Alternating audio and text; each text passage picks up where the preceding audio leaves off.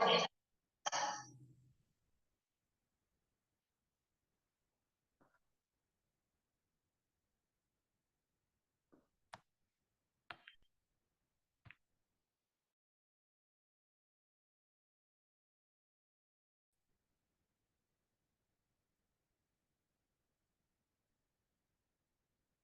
जी Ramin continue कर रहे हैं बस।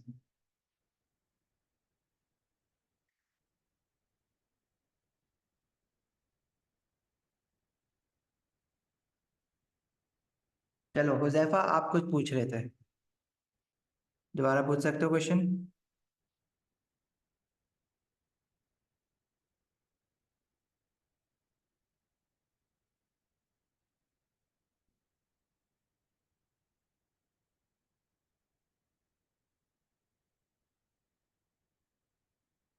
हुजैफा।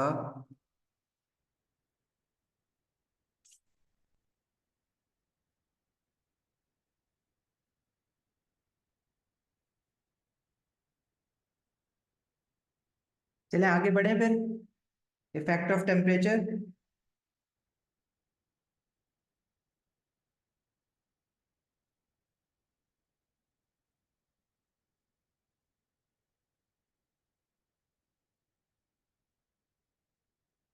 अच्छा, टेम्परेचर किस तरह से पोजीशन ऑफ इक्विलिब्रियम का अफेक्ट करेगा वो देखने के लिए ना आपको ये देखना पड़ेगा कि आपका जो रिवर्सिबल रिएक्शन है वो फॉरवर्ड डायरेक्शन में एंडोथर्मिक है या एक्सोथर्मिक है। देखो, if your reversible reaction in forward direction, क्योंकि रिवर्सिबल रिएक्शन दो डायरेक्शन में जा रहा है, फॉरवर्ड भी और बैकवर्ड भी। तो you have to see if your forward reaction is endothermic और exothermic. If your reversible reaction is endothermic in the forward direction, what will happen? If you increase the temperature of such a reversible reaction, which is endothermic in the forward direction, temperature increase करने से position of equilibrium will shift towards right hand side. Increasing temperature will shift the position of equilibrium towards right hand side. Right hand side means more product is formed. But if you decrease the temperature of such a reversible reaction where your forward reaction is endothermic, then decreasing the temperature will shift the position of equilibrium towards left hand side. Left hand side means less product is formed. Okay, Uzaifa, I'll come back to it. But if your reversible reaction is exothermic in the forward direction, and if you increase the temperature, then opposite will happen.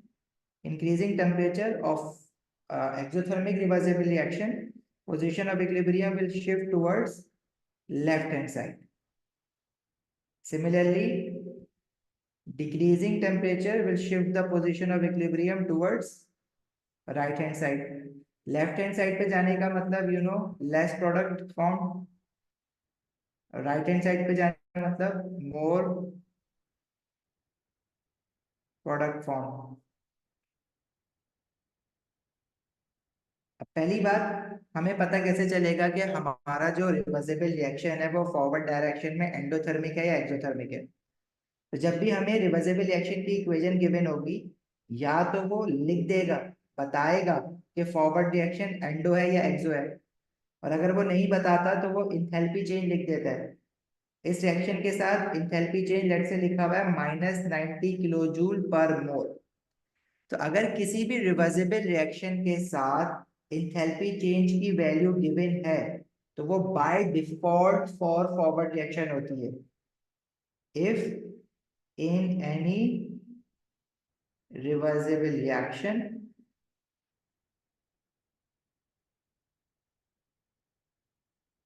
Enthalpy change del H अगर given है, तो किसी भी reversible reaction की equation के साथ अगर enthalpy change given है तो वो बाय डिफॉल्ट फॉरवर्ड रिएक्शन के लिए ही होता है।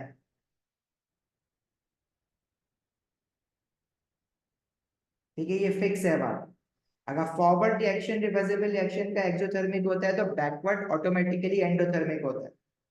लेकिन पोजीशन ऑफ इक्विलिब्रियम किस साइड पे शिफ्ट होगी वो डिसाइड करने के लिए हमें फॉरवर्ड रिएक्शन का इंथैल्पी चेंज पता होना चाहिए। या तो वो बता देगा कि फॉरवर्ड रिएक्शन एंडोथर्मिक है या एक्सोथर्मिक है, या फिर आपको इक्वेशन के साथ इंथैल्पी चेंज की वैल्यू गिवन होगी। तो जो इक्वेशन के साथ इंथैल्पी चेंज की वैल्यू गिवन है उसका साइन देख के आप डिसाइड करोगे कि ये रिएक्शन फॉरवर्ड है या एंडो है या एक्सो है। अगर ये -90 लिखा हुआ है इट मीन्स के आपका फॉरवर्ड रिएक्शन एक्सोथर्मिक है।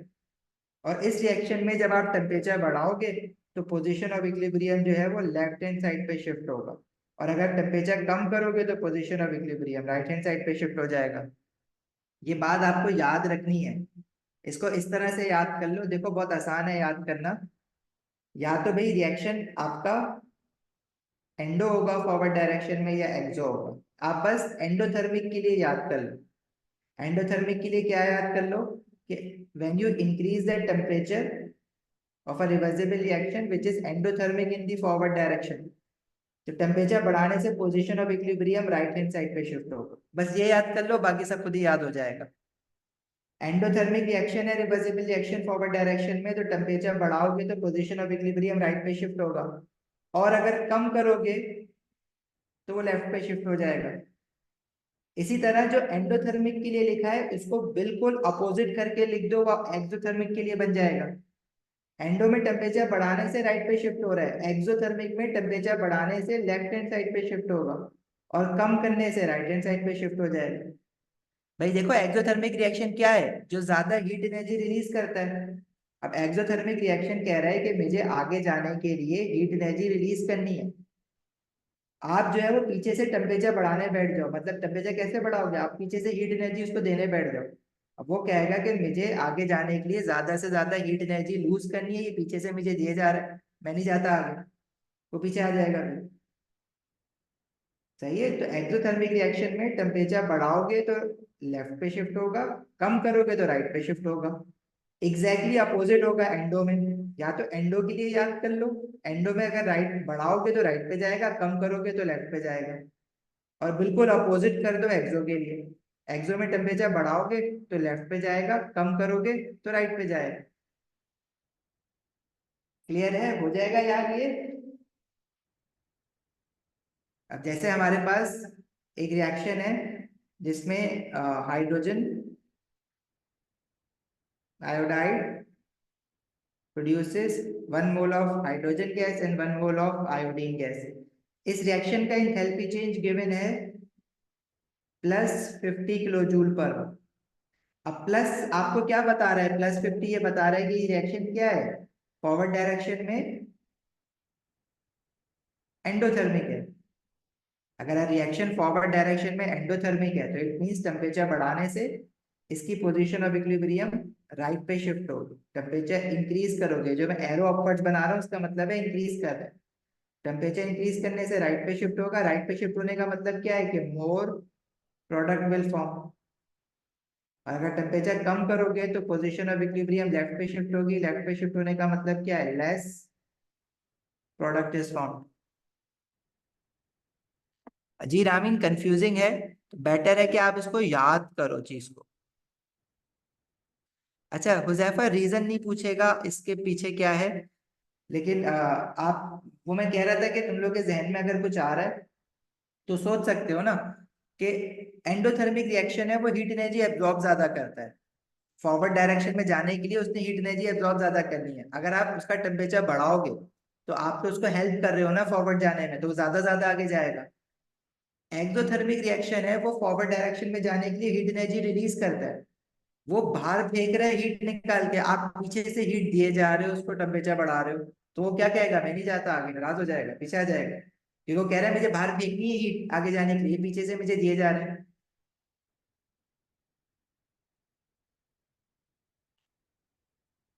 ठीक है, तो इक्वेशन देख के हसन, देखो इक्वेशन देख के मुझे कैसे पता चला कि फॉरवर्ड रिएक्शन एंडो है या एक्सो है, इक्वेशन के साथ जो एंथैल्पी चेंज लिखा हुआ है ना उसका साइन बताएगा मुझे। अगर साइन पॉजिटिव है तो मतलब फॉरवर्ड रिएक्शन एंडोथर्मिक है, तो इस रिएक्शन का टेम्परेचर बढ़ाने से पोजीशन ऑफ इक्विलिब्रियम राइट पे शिफ्ट होगी। और कम करने से लेफ्ट पे शिफ्ट हो जाएगी। लेकिन ऊपर जो ये नाइट्रोजन हाइड्रोजन वाला रिएक्शन है, इसका इंथैल्पी चेंज नेगेटिव है, तो मतलब इसका फॉरवर्ड रिएक्शन एक्सो है, तो इसका टेम्परेचर बढ़ाने से पोजीशन ऑफ इक्विलिब्रियम लेफ्ट पे शिफ्ट होगी और कम करने से राइट पे शिफ्ट हो जाएगी। तो उसके लिए आपको ये याद रखना है ना शॉर्टकट।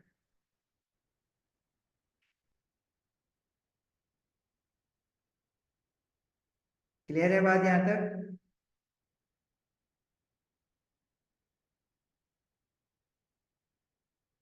हाँ, थोड़ा सा रट्टा है इसमें। आगे बढ़े।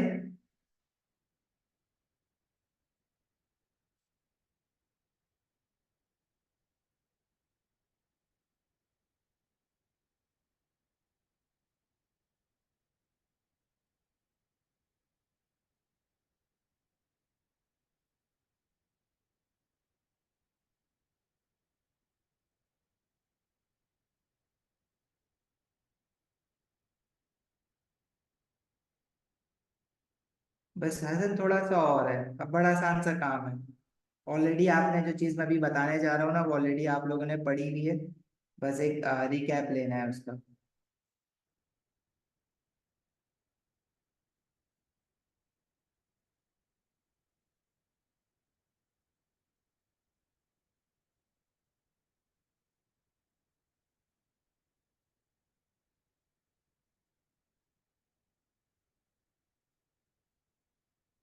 देखो भाई, ये चैप्टर रिवर्सिबल रिएक्शन में हमारे पास प्रोडक्शन ऑफ अमोनिया और प्रोडक्शन ऑफ सल्फ्यूरिक एसिड है। तो अमोनिया जिस रिएक्शन में हम बनाते हैं वो रिवर्सिबल रिएक्शन है। लेकिन पहले थोड़ा सा अमोनिया को रिकॉल करते हैं। जो हमने अमोनिया अभी तक पढ़ी है वो हमें पता है, अमोनिया गैस का फॉर्मूला है NH3। इसमें कोवलेंट बॉन्डिंग होती है। Ammonia is a colourless gas. Pungent smell होती है एक बड़ी गंदी सी इसकी। अल्कलाइन गैस है। अल्कलाइन गैस क्यों है? क्योंकि अमोनिया को जब आप वाटर में डिसॉल्व करते हो तो एक्वस अमोनिया बनता है। और एक्वस अमोनिया हमने एसिड बेसिस इन सॉल्ट्स में देखा था कि एक्वस अमोनिया क्या होता है। Aqueous ammonia is basically ammonium hydroxide. ठीक है, अगर अमोनिया को पानी में डालते हैं तो एक्वस अमोनिया को हम अमोनियम हाइड्रोक्साइड भी लिख सकते हैं, जो कि क्या है, एक वीक एल्कली है। तो अमोनिया इसलिए अल्कलाइन गैस है क्योंकि जब वो पानी में डिसॉल्व होती है तो अल्कली बनाती है। जैसे अमोनिया का टेस्ट आपने क्या पढ़ा था, it turns damp damp red litmus paper blue. Litmus paper damp होना चाहिए, गीला होगा तभी अमोनिया पानी में डिसॉल्व होके अमोनियम हाइड्रोक्साइड बनाएगी। This is ammonium hydroxide. Secondly, ammonia जो है वो लाइटर देन एयर है और सॉल्युबल इन वाटर है। तो वाटर में तो सॉल्युबल है ना, जब भी तो अमोनियम हाइड्रोक्साइड बना रही है। अमोनिया की बॉन्डिंग आप अच्छे से जानते हो, नाइट्रोजन हाइड्रोजन। नाइट्रोजन जो है वो ग्रुप 5 का है, उसके बैलेंस शेल में 5 इलेक्ट्रॉन होते हैं और ग्रुप 5 के एलिमेंट्स जो है वो they make 3 covalent bonds, right. और हाइड्रोजन जो है वो 1 कोवलेंट बॉन्ड बनाता है। तो एक नाइट्रोजन के साथ 3 हाइड्रोजन होते हैं और नाइट्रोजन के ऊपर एक लोन पेयर होता है। ठीक है, ये बताने की जरूरत नहीं। अमोनिया कौन कौन से रिएक्शंस में बनी है? एक रिएक्शन तो आपने ये पढ़ा है ना कि when ammonium salts react with any base या alkali, it produces salt water and ammonia gas.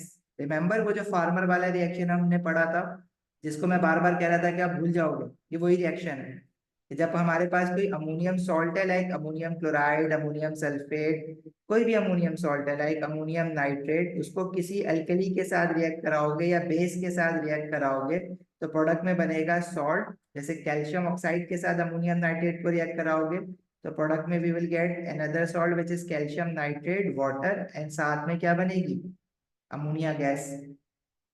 ठीक है, ये जो अपैरेटस है ये सिंपल कुछ भी नहीं है, इसमें एक अमोनियम सॉल्ट और अल्कली को हमने रिएक्ट करवाया हुआ है, नीचे से हीट कर रहे हैं क्योंकि इस रिएक्शन को हीट भी करवाना पड़ता है। तो इसमें अमोनिया गैस निकलेगी। अच्छा, अमोनिया गैस के साथ कुछ वाटर के मॉलिक्यूल वो भी वेपर बना के निकलेंगे। तो हमने ना यहाँ पे ये कैल्शियम ऑक्साइड टावल लगाया हुआ है। कैल्शियम ऑक्साइड एक ड्राइंग एजेंट है, याद है रस्टिंग ऑफ आयरन जब हम पढ़ रहे थे वहां पे देखा था। तो क्या करेगा, वाटर को एब्जॉर्ब कर लेगा अपने अंदर और अमोनिया गैस जो है वो पास होके ऊपर जो गैस जाल लगा हुआ है उसमें कलेक्ट हो जाएगी। ये बनाने के लिए नहीं आता, बस ऐसे ही यहाँ पे एग्जाम्पल के तौर पे दिया हुआ है। ठीक है। मरियम कहाँ ऊपर जाना है, क्या देखना है?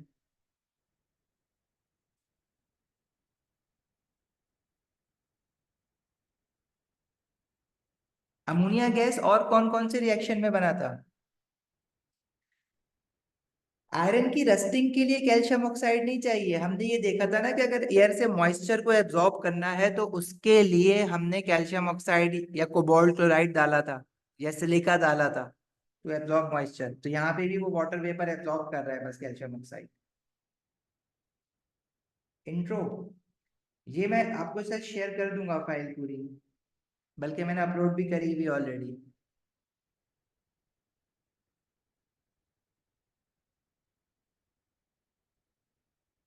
अच्छा, दूसरी बात, अमोनिया हमारे पास और कौन से रिएक्शन में बनता है? अगर आप रिकॉल करो वो वाला रिएक्शन जिसमें आपने देखो दो टेस्ट फॉर कैटाइंस पढ़े थे, एक टेस्ट फॉर कैटाइन पढ़ा था, एक टेस्ट फॉर एनाइन पढ़ा था। आपको याद है ये अमोनिया माइन का टेस्ट क्या पढ़ा था आपने? आपके पास वो जो टेबल है टेस्ट फॉर कैटाइंस का जो एटीपी में आता है, इसमें अमोनिया माइन का टेस्ट क्या पड़ा था? अमोनिया माइन को टेस्ट करने के लिए हम क्या करते हैं, उसमें we add some sodium hydroxide जो कि एक एल्कली है। उसको जब हीट करते हैं तो अमोनिया गैस निकलती है। ये कौन सा रिएक्शन है? ये यही तो रिएक्शन है अमोनियम सॉल्ट वाला। अगर ammonia mine with ammonium salt है कोई, उसको जब एल्कली के साथ हीट करोगे तो हमें सॉल्ट मिलेगा, वाटर मिलेगा और अमोनिया गैस मिलेगी। लेकिन आपने एक टेस्ट फॉर एनाइन भी पढ़ा था जिसमें अमोनिया गैस बनी थी, याद है किसी को? वो कौन सा एनाइन था जिसमें अमोनिया गैस प्रोड्यूस हो रही थी? Nitrate ion. नाइट्रेट आयन को कैसे टेस्ट किया था आपने? इसमें हमने सोडियम हाइड्रोक्साइड डाला था और साथ में एक चीज और डाली थी, वो क्या था? Aluminium foil. और एल्यूमिनियम फॉयल और सोडियम हाइड्रोक्साइड के साथ अगर किसी सोल्यूशन में नाइट्रेट आयन है तो उनको हीट करोगे तो इसके साथ भी अमोनिया गैस प्रोड्यूस होती है। ठीक है, तो ये दो रिएक्शन तो आप ऑलरेडी एसिड बेसिस में पढ़ चुके हो जिसमें अमोनिया गैस बनती है। आज एक और रिएक्शन पढ़ना है जिसमें अमोनिया गैस बनती है। देखो ये जो दो रिएक्शंस है ना, इसमें हमारा पर्पस नहीं था अमोनिया गैस बनाना, ये तो ammonia as a by product बन रहा है। लेकिन अगर मुझे मैस स्केल पे अमोनिया गैस बनानी है, मतलब बहुत ज्यादा अगर अमोनिया गैस बनानी है ना, तो उसके लिए फिर मैं हेबर प्रोसेस करवाऊंगा। और अमोनिया गैस क्यों बनानी पड़ती है हमें बहुत ज्यादा? हमें अमोनिया गैस इसलिए बनानी पड़ती है क्योंकि अमोनिया यूज होता है टू मेक फर्टिलाइजर्स। कुछ बहुत सारे कंट्रीज में अमोनिया गैस बहुत ज्यादा बनाई जाती है क्योंकि एग्रीकल्चर के लिए फर्टिलाइजर्स बनाने पड़ते हैं। तो ammonia gas is use to make fertilisers, इसलिए बहुत ज्यादा अमोनिया गैस बनानी पड़ती है।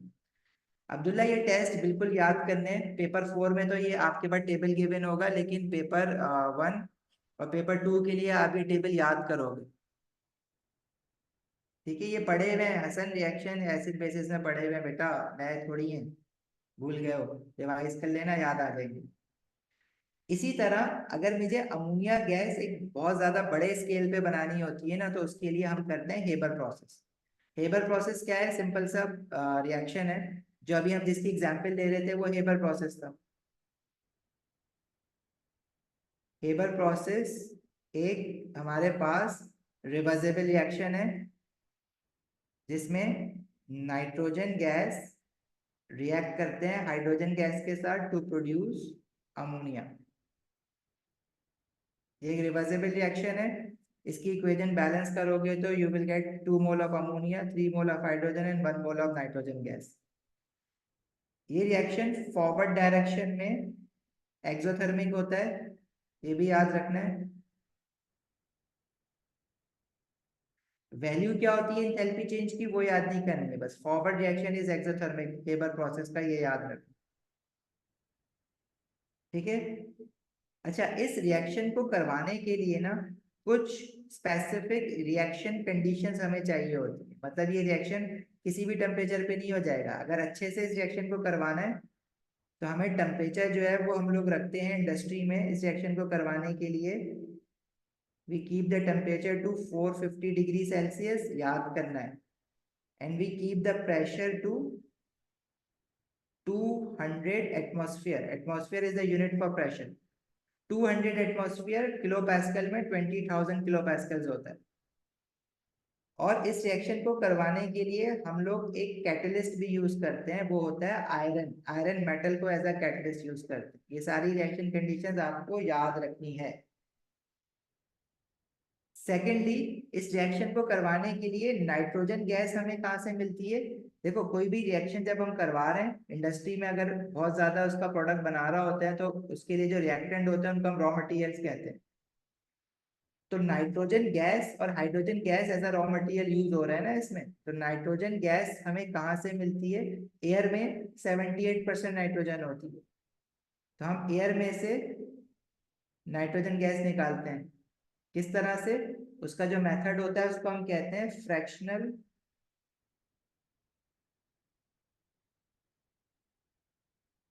Distillation of liquid air. अब ये क्या होता है फ्रैक्शनल डिस्टिलेशन? हम लोग एक्सपेरिमेंटल केमिस्ट्री में पढ़ेंगे, फिलहाल आपको याद करना है ये। और जो दूसरा रॉ मटेरियल है वो क्या है? Hydrogen gas. हाइड्रोजन गैस कहाँ से आती है? हाइड्रोजन गैस हम बनाते हैं from cracking of crude oil. Crude oil को हम लोग पेट्रोलियम भी कहते हैं, और क्रूड ऑयल को हम लोग सिर्फ ऑयल भी कहते हैं। ठीक है, ये हम ऑर्गेनिक केमिस्ट्री में पढ़ेंगे कि क्रूड ऑयल क्या होता है, उसको क्रैक कैसे करते हैं। फिलहाल आपको बस ये याद रखना है। हाँ, आयरन बस लिख दो, फाइनली डिवाइडेड होगा तो ज्यादा अच्छी बात है। आपको आयरन याद होना चाहिए बस। ठीक है, आगे बढ़े।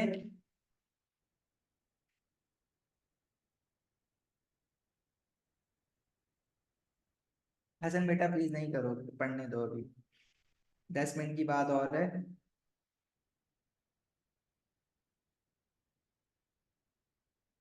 देखो, मुझे एक बात बताओ, जरा दिमाग लगाना है यहाँ पे। नाइट्रोजन हाइड्रोजन जब अमोनिया रिएक्ट करके अमोनिया बना रहा है, तो हमने ये रिएक्शन फॉरवर्ड डायरेक्शन में एक्सोथर्मिक है।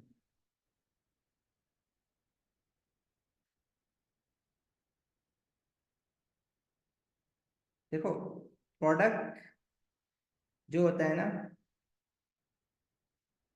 उसको हम कहते हैं यील्ड। यील्ड किसको कहते हैं? प्रोडक्ट। अगर आप फॉर एग्जांपल आपके पास एक फैक्ट्री है जिसमें आप अमोनिया बनाते हो, तो आपकी क्या कोशिश होगी कि ज्यादा से ज्यादा यील्ड मिले, ज्यादा से ज्यादा प्रोडक्ट मिले। ठीक है, तो वो ज्यादा से ज्यादा प्रोडक्ट कैसे मिलेगा? ये रिवर्सिबल रिएक्शन है, तो क्या इसमें हम factors affecting position of equilibrium use कर सकते हैं? देखो, हमने जो टेम्परेचर यूज किया है वो यूज किया है 450 डिग्री सेल्सियस। अगर मैं टेम्परेचर और बढ़ाऊंगा तो यील्ड ज्यादा होगी या कम होगी? देखो, जो हेबर प्रोसेस है वो फॉरवर्ड डायरेक्शन में क्या है? फॉरवर्ड डायरेक्शन इसका एक्सोथर्मिक है। अगर आप कहोगे हम टेम्परेचर इंक्रीज करें और, तो क्या होगा? Position of equilibrium will shift towards left hand side. तो हमारी जो यील्ड होगी वो क्या हो जाएगी? डिक्रीज हो जाएगी। अगर लेफ्ट हैंड साइड पे जाएगा तो प्रोडक्ट कम हो जाएगा ना। हमारा प्रोडक्ट क्या है इसमें? अमोनिया है। सही है। अच्छा, तो आप कहोगे कि अरे नहीं, ये तो डिक्रीज हो रहा है, तो हम टेम्परेचर कम करते हैं। जितना कम रखेंगे उतना राइट हैंड साइड पे जाएगा, और जितना राइट हैंड साइड पे जाएगा उतनी यील्ड इंक्रीज होगी, तो उतना फायदा होना चाहिए। लेकिन बेटा, टेम्परेचर कम रखने से फायदा दिख रहा है यहाँ पे, लेकिन टेम्परेचर हमने कम तो नहीं रखा हुआ। 450 भी अभी भी अच्छा खासा टेम्परेचर है। तो टेम्परेचर कम करने से एक नुकसान भी तो हो जाएगा। टेम्परेचर कम करोगे यील्ड इंक्रीज हो जाएगी, लेकिन रेट ऑफ रिएक्शन भी तो कम हो जाएगा साथ में। रेट ऑफ रिएक्शन डिक्रीज हो जाएगा। हाई टेम्परेचर यील्ड कम कर रहा है। अगर आप लो टेम्परेचर रखोगे, low temperature will increase yield, but it will decrease rate। तो जो चीज आपकी आधे दिन में बननी थी वो 3 दिन में बनेगी। लेकिन बनेगी ज्यादा। तो अब आपकी रिक्वायरमेंट पे डिपेंड करता है, डिमांड पे डिपेंड करता है। जैसे मेरी फैक्ट्री है, मैं अमोनिया बनाता हूँ। अब मेरे पास ना हसन आया, हसन ने कहा कि मुझे जो है ना अमोनिया चाहिए 1 टन, ठीक है, 10,000 kg। लेकिन उसने कहा कि मुझे ना आराम से चाहिए 1 हफ्ते बाद। ठीक है, जैसे ये आराम आराम से कह रहा है ना, पढ़ाएं क्लास, महीने महीने बाद एक क्लास लें, तो ये कह रहे हैं मुझे आराम से चाहिए 1 हफ्ते बाद। तो मैं क्या करूंगा, टेम्परेचर कम से कम रखूंगा ताकि यील्ड ज्यादा से ज्यादा मिले, लेकिन मेरा रेट ऑफ रिएक्शन कम हो जाएगा, देर से बनेगा प्रोडक्ट। मैंने कहा कोई मसला नहीं है, देर से बन रहा है, जिसको चाहिए भी देर से। लेकिन अगर फॉर एग्जाम्पल मेरे पास ये अब्दुल्ला आया, अब्दुल्ला ने बोला कि नहीं भाई मुझे तो अभी चाहिए कुछ घंटों बाद, मतलब शाम तक मुझे अमोनिया चाहिए, तो फिर मुझे क्या करना पड़ेगा। अब मैं टेम्परेचर अगर बढ़ाऊंगा बहुत ज्यादा तो रेट ऑफ रिएक्शन बढ़ जाएगा, लेकिन अब्दुल्ला ने बोला कि मुझे कम चाहिए, मुझे ज्यादा चाहिए ही नहीं। तो मैंने कहा सही है, टेम्परेचर बढ़ा देते हैं, रेट ऑफ रिएक्शन बढ़ जाएगा, जल्दी जल्दी बनेगा लेकिन कम बनेगा, तो उसको चाहिए भी कम था। तो अब हमारी कंडीशन रिक्वायरमेंट पे डिपेंड करता है। अदरवाइज इस रिएक्शन में आप अगर टेम्परेचर जितना कम रखोगे उतनी हीट ज्यादा मिलेगी, लेकिन साथ में रेट ऑफ रिएक्शन डिक्रीज हो जाएगा, तो प्रॉब्लम हो जाएगी ना। तो आप फंस गए, टेम्परेचर कम रखोगे, हीट इंक्रीज होगा लेकिन साथ में रेट डिक्रीज हो जाएगा, तो आपको कहीं ना कहीं कॉम्प्रोमाइज करना पड़ेगा। ठीक है, मतलब आप कहोगे मैं टेम्परेचर बहुत ज्यादा बढ़ा भी नहीं सकता, मैं बहुत ज्यादा कम भी नहीं कर सकता, तो बीच में कहीं टेम्परेचर को रखेंगे। इसको हम कहते हैं कॉम्प्रोमाइज करना, अपनी ऑप्टिमम कंडीशंस पे एक्सपेरिमेंट को चलाना कि जिस जो डिमांड आपकी पूरी कर। ठीक है, लेकिन अगर हम प्रेशर को देखें ना इस रिएक्शन में, तो इस रिएक्शन में प्रेशर का इफेक्ट क्या है। अगर मैं number of moles of gases देखूं ऑन लेफ्ट हैंड साइड और right hand side of the equation, तो number of moles of gases left hand side पे टोटल 4 मोल्स और राइट हैंड साइड पे 2 मोल्स है। तो अगर मैं प्रेशर इंक्रीज करता हूँ तो क्या होगा, यील्ड बढ़ेगी या कम होगी। Increasing pressure shift the position of equilibrium towards that side where number of moles of gases are fewer। तो इस केस में राइट हैंड साइड पे शिफ्ट होगा, तो हमारी यील्ड जो हो जाएगी वो इंक्रीज हो जाएगी। अच्छा, प्रेशर बढ़ाने से यील्ड तो इंक्रीज हो रही है, what about rate of reaction. Gases में जब आप प्रेशर बढ़ाते हो तो रेट ऑफ रिएक्शन भी इंक्रीज होता है, तो प्रेशर बढ़ाने से तो प्लस प्लस ही हो रहा है ना, मतलब फायदा ही फायदा हो रहा है। प्रेशर बढ़ाने से यील्ड भी बढ़ रही है और रेट ऑफ रिएक्शन भी बढ़ रहा है। तभी तो देखो प्रेशर 200 एटमॉस्फेयर रखा हुआ है। 1 एटमॉस्फेयर कितना होता है, atmospheric pressure 200 atmosphere means 200 times that of the atmospheric pressure. तो प्रेशर जितना बढ़ाओगे उतनी यील्ड बढ़ेगी, तो उतना फायदा होगा, राइट नॉट नो। लेकिन प्रेशर भी हम एक हद तक बढ़ा सकते हैं, मतलब increasing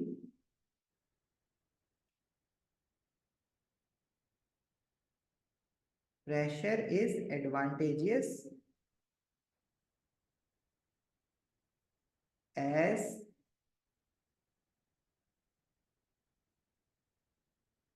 it increases yield। yield क्यों इंक्रीज हो रही है, क्योंकि राइट हैंड साइड पे शिफ्ट हो रहा है पोजीशन ऑफ इक्विलिब्रियम, और also it increases rate of reaction. But pressure बढ़ाने में प्रॉब्लम पता है क्या है, प्रेशर बढ़ाना is very costly as well as dangerous. But increasing pressure is costly. Temperature बढ़ाने से ज्यादा महंगा पड़ता है प्रेशर बढ़ाना, और सेफ्टी रिस्क भी होते हैं बहुत ज्यादा, क्योंकि वो जो कंटेनर है वो अगर ज्यादा प्रेशर होगा तो वो बर्स्ट हो सकता है, और जब वो बर्स्ट होगा तो वो बहुत बड़ा कंटेनर होता है, पूरी एक बिल्डिंग के जितना। तो उसके जो मेटल के पीसेस हैं वो बुलेट्स की तरह भागेंगे आगे पीछे। तो जो वर्कर्स काम कर रहे होंगे उसके आसपास, वर्कर्स भी कोई एक दो वर्कर नहीं होते, अराउंड 500 600 वर्कर्स उस प्लांट पे काम कर रहे होते हैं, तो हेल्थ रिस्क है। और फिर ऊपर से अमोनिया लीक हो जाएगी। प्रेशर इंक्रीज करने से रेट इंक्रीज होगा ना, क्योंकि gas molecules will move closer to each other, तो frequency of effective collision will increase. Pressure increase करने से रेट ऑफ रिएक्शन इंक्रीज होगा, और इस पर्टिकुलर रिएक्शन में पोजीशन ऑफ इक्विलिब्रियम भी राइट हैंड साइड पे शिफ्ट होगी, तो यील्ड भी बढ़ेगी और रेट भी इंक्रीज होगा इसमें। सही है उजैफा, समझ आई बात? अब्दुल्ला, वेनेडियम फाइव ऑक्साइड अभी कांटेक्ट प्रोसेस में यूज होता है।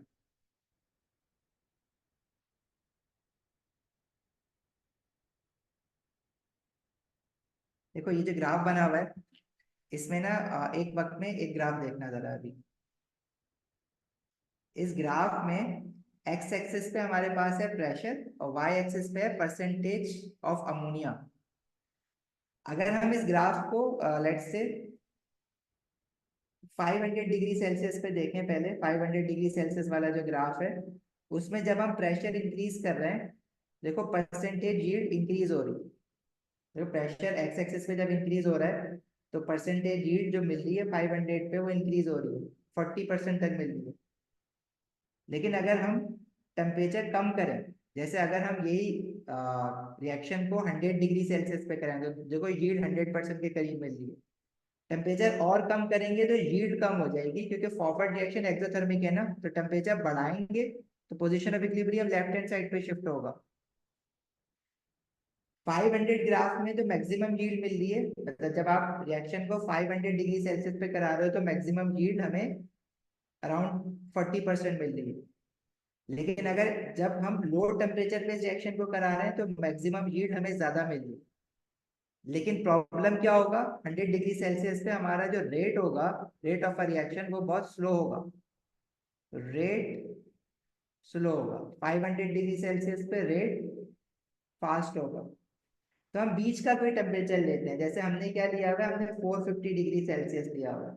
तो 450 डिग्री सेल्सियस में हमें क्या कहते हैं, यील्ड जो है वो तो 100% नहीं मिल रही, वो तो अराउंड कुछ 45% मिल रही है। लेकिन रेट भी हमें मॉडरेट मिल रहा है, तो हमने एक कॉम्प्रोमाइज किया हुआ है इससे। लेकिन हम टेम्परेचर ज्यादा और कम ले सकते हैं, depending upon our requirement. Huzaifa, pressure decrease भी हो सकता है ना, अगर मैं बड़ा वॉल्यूम में ले लूँ, कंटेनर का वॉल्यूम बड़ा ले लूँ। ठीक हो गया, क्लियर है यहाँ तक बात? लेकिन प्रेशर बढ़ाना कॉस्टली भी है और डेंजरस भी है।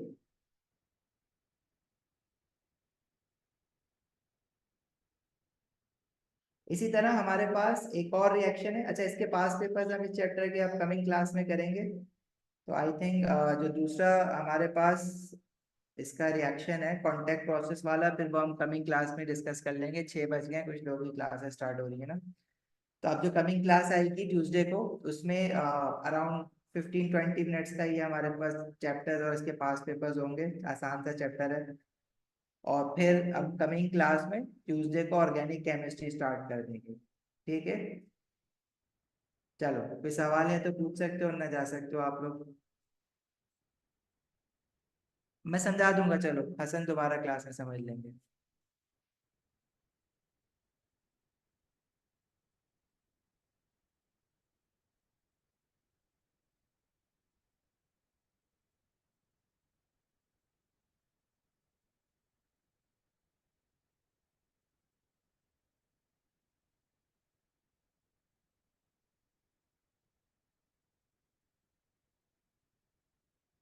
मरियम बेटा, केमिस्ट्री ऑफ एनवायरनमेंट हम लोग पढ़ लेंगे रमजान में। वो तो बहुत इजी चैप्टर है, अगर आपको पहले से पढ़ना है तो मैं प्री रिकॉर्डेड लेक्चर दे देता हूँ उसका आपको। इट्स वेरी इजी चैप्टर, एक ही क्लास में हम लोग कर लेंगे उसको, बीच में कभी भी कर लेंगे ऑर्गेनिक के साथ।